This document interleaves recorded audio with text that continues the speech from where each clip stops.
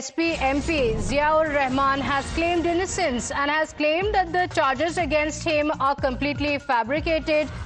He claims that he was in Bengaluru as the violence broke out. So the SP MP has been booked, but he claims innocence. Listen in. Joined in by Ziaur Rahman, the member of parliament from Sambhal and Samajwadi party leader.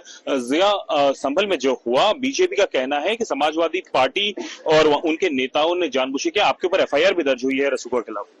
देखिए, जिस प्रकार की घटना को अंजाम दिया है वो शासन के इशारे पर पुलिस प्रशासन के वहां के लोगों ने किया है और मुझे अफसोस है कि ये लोग इस घटना को अंजाम देने के लिए घटना में शामिल थे, उस घटना को छुपाने के लिए, अपनी लापरवाही, अपनी नाकामी को छुपाने के लिए, और मैं अपने क्षेत्र के लोगों की कानूनी कोई मदद नहीं कर सकूं, मेरी आवाज को दबाने के लिए मेरे पर मुकदमा दर्ज किया गया है.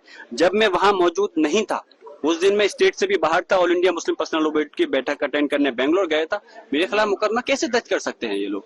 और जिस दिन पहला सर्वे हुआ मैं वहां मौजूद था, उस दिन कोई क्यों घटना नहीं घटी. जिस दिन जुमे की नमाज हुई, नमाज पढ़ने से रोका गया, मैंने खुद वहां नमाज पढ़ी, उस दिन कोई क्यों घटना नहीं घटी. जब मैं मौजूद नहीं था तो घटना मैंने करा दी.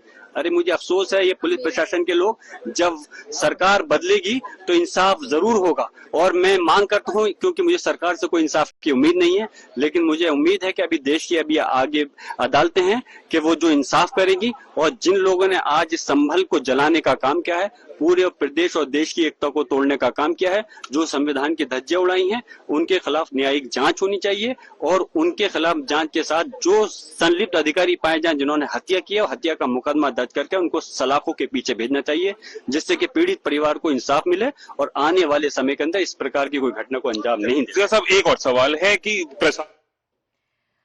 Anurag Bhadoria is joining us on the phone line. Anurag Bhadoria ji, the claim that has come in from the police is that जरूरी नहीं है कि ये इनका वहां होना जरूरी नहीं है. They say कि incitement can happen even if they are not present at the spot. देखिए, मुझे तो लगता है कि पुलिस सिर्फ अपनी जिम्मेदारी से बचने के लिए दूसरों के ऊपर दोषारोपण कर रही है. भाई, जिम्मेदारी तो पुलिस सिस्टम की होती है कि भीड़ कैसे आ गई वहां पे. पुलिस सिस्टम का एलआईयू क्या काम कर रहा था, ये बता दीजिए मुझे. पुलिस सिस्टम का इंटेलिजेंस डिपार्टमेंट क्या काम कर रहा था. ये जिम्मेदारी पुलिस की नहीं है क्या? खाली यही जिम्मेदारी है कि भाई कोई घटना हो जाए, 4 लोगों की मौतें हो गई, अब उसके लिए उसको पकड़ो, जिसने कुछ बोला है उस पे आरोप लगाओ और उसको और बोल दो कि नहीं, गलती दूसरों की है. ये तो ठीक नहीं है ना. आपको तो जिम्मेदारी लेनी होगी कि नहीं लेनी होगी, कि आपकी कोई जिम्मेदारी नहीं होती है. तो वहां पे police there was deployment at the spot, police deployment तो थी वहां पर, लेकिन पुलिस ने ये सवाल उठाए कि ये प्लानिंग किसके कहने पे हुई है, क्योंकि वहां पे पत्थर इकट्ठे किए गए थे. तो क्या वहां पे एमपी साहब थे?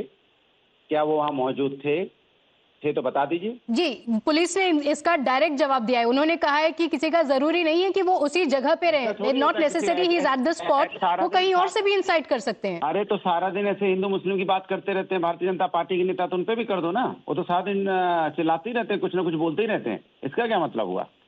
माने आप अपनी जिम्मेदारी से नहीं भाग सकते. जिम्मेदारी आपकी है.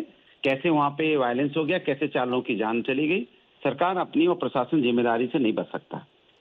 ओके, तो आप कह रहे हैं कि सरकार जिम्मेदार है. Alright, so that's a reaction from the Samajwadi party. They say that it is the administration that is responsible. Remember, the police officials have responded to the claim that the SP MP was not at the spot. The police have booked several unknown people. They have also recovered country-made weapons, and the police have booked about 700 people, including the SP MP Ziaur Rahman Bark and the SP MLA Iqbal Mahmood's son, Suhail Iqbal.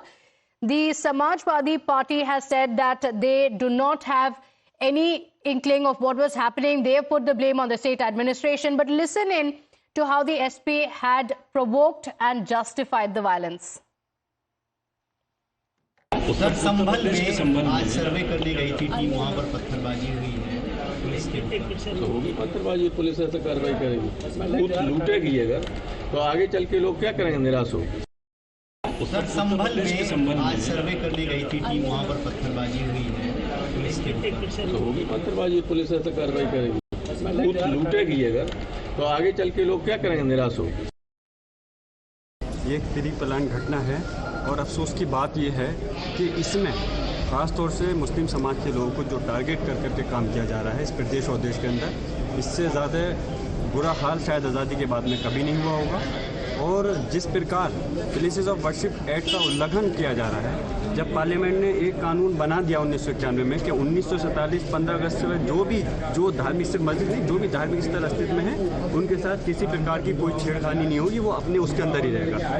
लेकिन उसके बावजूद कि जगह जगह याचिकाएं दायर जा रही हैं और सेम डे पर उसमें आदेश हो रहे हैं। सर्वे और डीएम और एसपी ने उसी दिन जाकर के सर्वे कराया, लेकिन जुमे के दिन जब नमाज का वक्त था तो बहुत पुलिस फोर्स तैनात की, लोगों को नमाज पढ़ने से रोका गया वहाँ पर।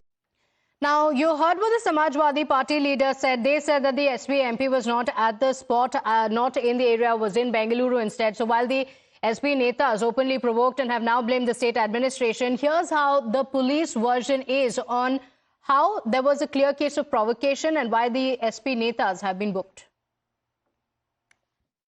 एक फैक्ट क्लैरिफाई कर दीजिए, जो ज़ियाउर रहमान बर्क का आपने नामजद, ये कल की हिंसा में उनका नाम आया पूर्व में दिए गए बयान पर, क्योंकि कल वो बेंगलोर में थे जो सांसद है। किसी भी व्यक्ति का किसी भी जगह पे होने से उसका कोई उद्देश्य नहीं होता है। उनके द्वारा जो दिए गए पूर्व में दिए गए बयान थे और 168 बीएनएस का उनको बीएनएसएस का नोटिस उनको भी तामील कराया गया था। उनके पिताजी को जो ममलूक उर रहमान है उनको 10 लाख के मुचलके से पाबंद भी करवाया गया था। इस तरीके के इन लोगों के द्वारा बार बार समय समय पर बयानबाजी की जा रही थी, जिससे लोगों को है समय समय पर भड़काया जा रहा है। Well, the opposition leaders have also questioned the timing of the survey. They accuse the government of trying to sow division and ask the Supreme Court to intervene. जो सर्वे करने लोग आ रहे हैं वो प्रोवोकेटिव स्लोगन्स लगा कर आ रहे हैं, वो वीडियो उसका है, पब्लिक डोमेन में है। और उसके बाद जो वहाँ पर वायलेंस हुआ जिसमें 3 मुसलमानों को गोली लगी, उनकी मौत हुई, हम इसका कंडेम करते हैं। ये फायरिंग नहीं बल्कि मर्डर है। जो भी ऑफिसर्स इन्वॉल्व है उनको सस्पेंड करना चाहिए और एक सिटिंग हाई कोर्ट जज से उसकी इंक्वायरी होनी चाहिए। ये सरासर गलत है, जुल्म हो रहा है वहां पर तो संभल में। So amid the politics that's playing out, the BJP has also responded to the charge by the opposition that it is a law and order failure by the state government. Listen in to the BJP's response. आखिर लोग कहां से आए? और ये संभल नहीं जला है, ये हत्या की राजनीति उन लोगों ने की है और ये बनाना भारत के लोकतंत्र पे हमला है, भारत के संविधान पर हमला है।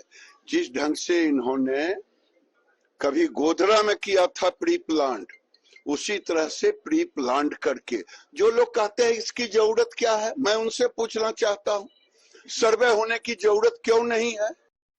Pradeep and Adeep, thanking you for joining us with those inputs. We continue getting you the ground reports and the details of the investigations on that front. Quick break now. We'll be right back to stay.